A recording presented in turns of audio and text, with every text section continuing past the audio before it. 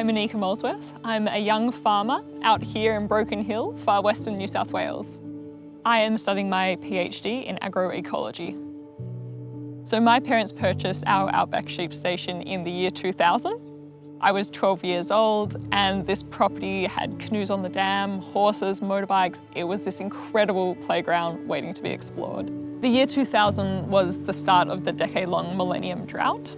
So our introduction to agriculture was quite a steep learning curve, and knowing the projections for this region that it's going to become hotter and drier, that we will experience more frequent and intense droughts and dust storm, propelled my interest in climate change, how it's impacting agriculture now, and how it will impact the next generation of food and fibre producers like myself. Farmers live and work so closely with the natural world. They're, of course, some of the first to feel the impacts of climate change. And whether you're a banana grower in far northern Queensland, a arid zone sheep farmer, or a dairy grower in the Gippslands, the changes in temperature and rainfall is a common thread. So Farmers for Climate Action was born out of this idea. How can we work with world-leading scientists on climate change and the environment, and politicians, and the wider farming community to adapt to climate change? By this time tomorrow, there will be nearly 250,000 new mouths to feed. And if that wasn't concerning enough, we're currently losing productive land. Arable land, pastures and forests are disappearing, and at a rate that far outpaces the Earth's ability to restore and replenish these areas. So I guess there's been a few climate change adaptation strategies that we've adopted on our property. So we've installed solar panels, so we're embracing renewable energies. We've set up these conservation reserves to protect the biodiversity we find on our farm. And we also run African sheep.